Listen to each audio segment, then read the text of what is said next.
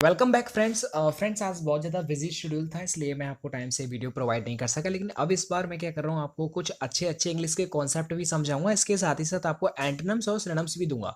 Best रहेंगे आपके exam के लिए, अच्छे से उन्हें आप याद कर लेना। आपको अच्छे से ये पता है कि हर एग्जाम में वो पूछे भी जाते हैं। ठीक है, तो दोस्तों अगर आप चैनल को सब्सक्राइब नहीं किया है तो उस चैनल को सब्सक्राइब कर लीजिए, बेल आइकन को प्रेस कर लीजिएगा और वीडियो को लाइक करें, शेयर करें ज़्यादा से ज़्यादा। देखिए सबसे पहले कॉन्सेप्ट है, थोड़ा कम टाइम है लेकिन मैं ट्राई करूंगा आपका टाइम वेस्ट ना हो। देखिए सबसे पहले कॉन्सेप्ट है, she is one of the best mother.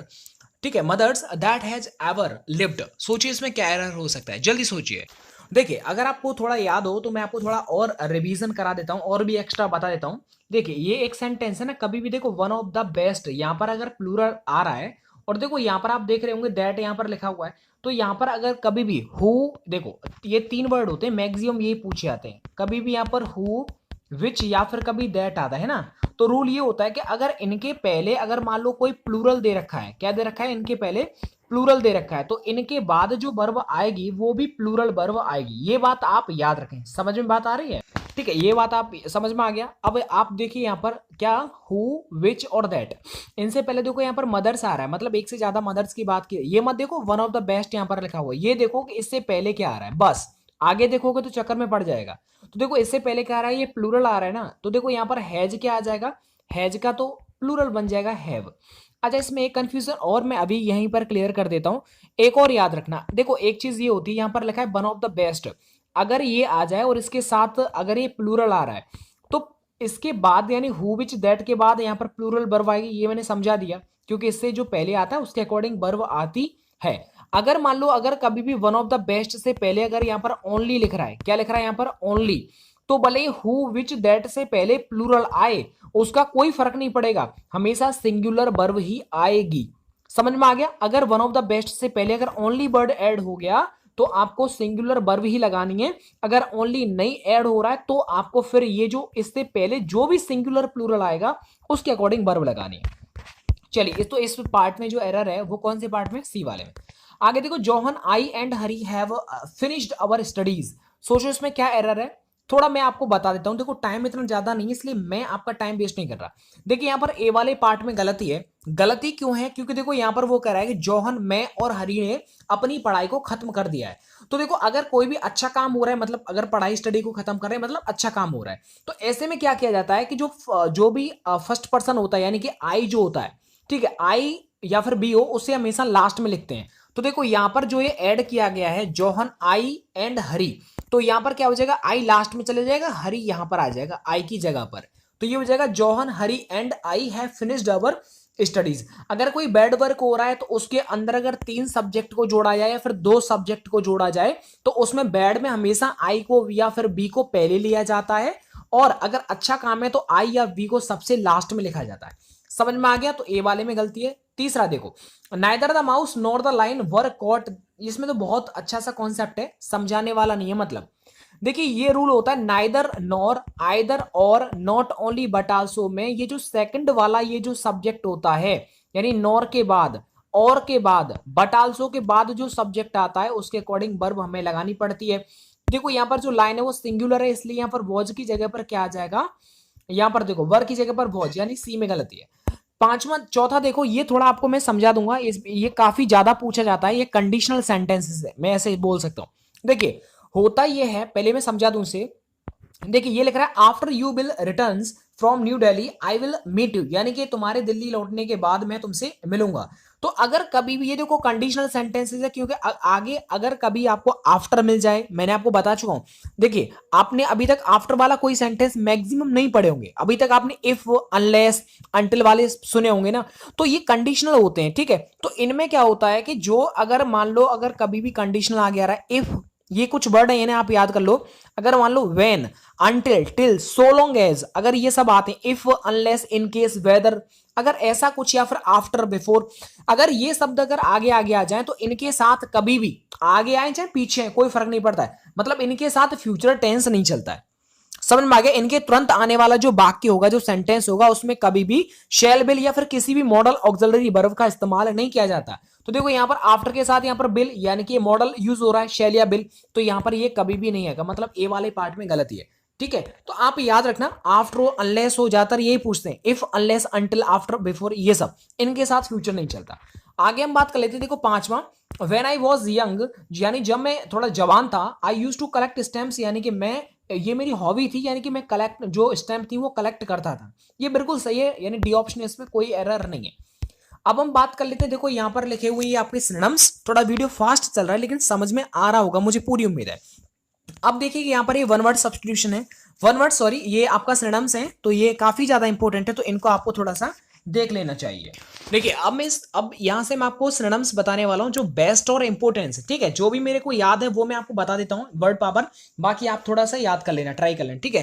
देखिए सबसे पहला है कैजुअल, देखो कैजुअल ये काफी बार पूछा गया है, इंपॉर्टेंट है, हर एग्जाम में पूछा भी जाता है। तो देखो कैजुअल का मतलब क्या होता है, यानी किसी की चापलूसी करना, फ्लैटर करना, तो इसका जो सिनोनिम हो जाएगा वो क्या हो जाएगा, फ्लैटर हो जाएगा। फ्लैटर का मतलब क्या होता है पता है, किसी की चापलूसी करना।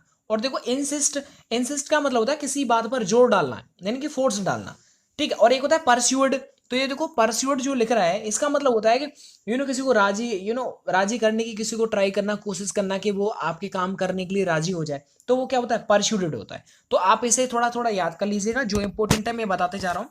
इसके बाद देखो फ्रेग्रेंस, ये काफी बहुत पुराना वर्ड है, आपको जब परफ्यूम वगैरह यूज करते हैं उसमें परफ्यूम पर लिखा रहता है फ्रेग्रेंस लिखा रहता है, तो फ्रेग्रेंस का मतलब खुशबू होता है। और देखो अरोमा, इस अरोमा का भी मतलब क्या होता है, खुशबू। देखो ये जो अरोमा खुशबू है, ये मैं एक्चुअली बताऊं, ये किचन से निकलने वाली खुशबू होती है, यानी कि जब मान लीजिए हमारी मम्मी या फिर हमारी दीदी जो होती है खाना बनाती है ना, और जो किचन से जो एक अच्छी सी महक निकलती है, खुशबू निकलती है, उसे बोलते हैं अरोमा। बहुत प्यारा वर्ड है, बहुत पुराना वर्ड है, बहुत काफी टाइम पहले इसे मैंने लर्न किया था, तो अरोमा बहुत प्यारा वर्ड है, ठीक है, तो याद कर लो अरोमा का मतलब जो किचन से निकलने वाली। और जो एक होता है ओडर, ओडर आपको पता होगा वो भी जो है दुर्गंध में आता है, ओडर का मतलब दुर्गंध होता है।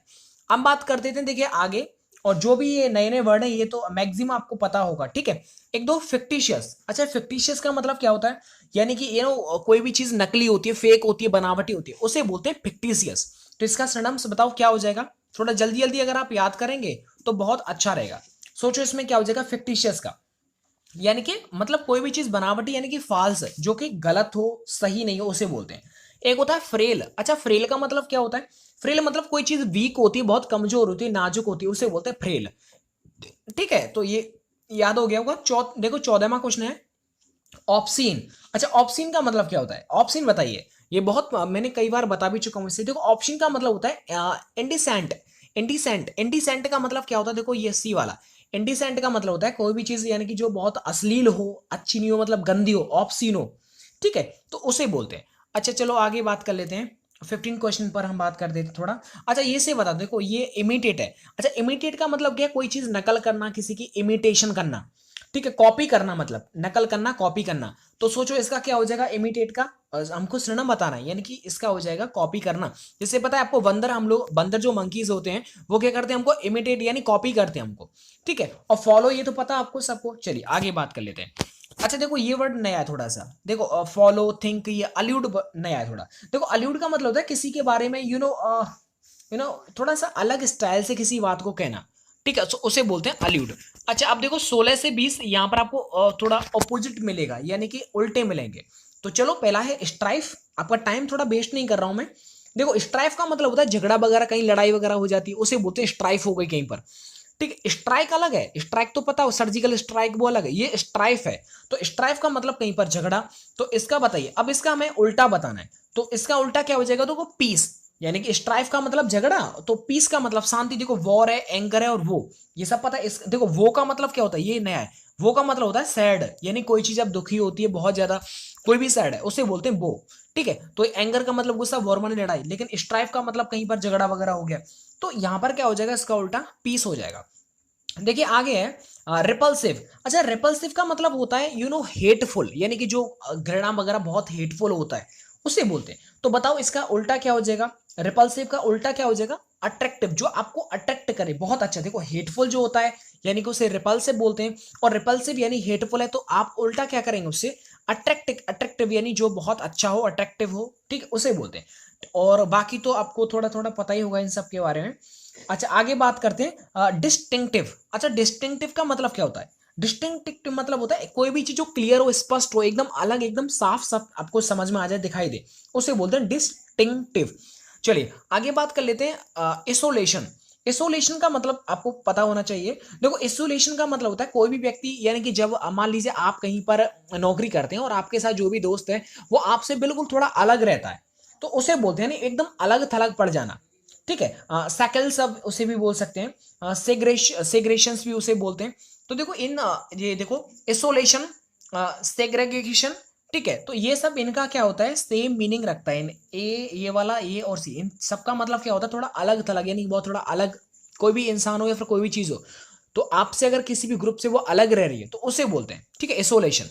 चलिए अब हम बात कर लेते हैं आगे। और एक और है, हाँ, डेपोर्टेशन। अच्छा डेपोर्टेशन ये नया वर्ड है, इसे लिख लेगा। डेपोर्टेशन का मतलब होता है किसी से अप्रत्यार्पण कर देना। चलिए आगे हम बात कर लेते हैं एंटीक। एंटीक युग का मतलब क्या होता है, देखो एंटीक का मतलब होता है काफी पुराना, ओल्ड। तो इसका बताओ, इसका जो सिनोनिम हो जाएगा, एंटोनिम हो जाएगा, वो क्या हो जाएगा, रीसेंट। रिसेंटली मतलब अभी फिलहाल का। और ये जो है एंटीक मतलब काफी पुराना, उसे बोलते हैं एंटीक। ठीक है, चलो अब बात करते हैं इनोवेशन। इनोवेशन का मतलब होता है ये तो पता होगा, इनोवेशन, इनोवेंट, इन्वेंशन करना, मतलब आविष्कार से रिलेटेड है। और हम बात करते हैं देखो कंटेंटेड। अच्छा कंटेंटेड का मतलब होता है कोई भी व्यक्ति आप संतुष्ट हो जाए, जैसे मैं आपको पढ़ा रहा हूँ, आपको जो भी नॉलेज दे रहा हूँ उससे आप संतुष्ट हैं। ठीक है, ये मतलब नहीं है कि अब सर कैसा बोल रहे हैं क्या, इससे कोई मतलब नहीं है। जो मैं आपको समझा रहा हूँ, जो भी मैं ट्राई कर रहा हूँ बोलने का, वो आप क्या एकदम उससे कंटेंटेड हैं। कंटेंटेड का मतलब हो गया एकदम संतुष्ट हैं। तो इसका क्या हो जाएगा, डिससेटिस्फाइड, यानी कि ऐसा कोई व्यक्ति जो डिससेटिस्फाइड हो, संतुष्ट नहीं हो किसी बात से। तो दोस्तों मैंने आपको यहाँ पर बहुत कम टाइम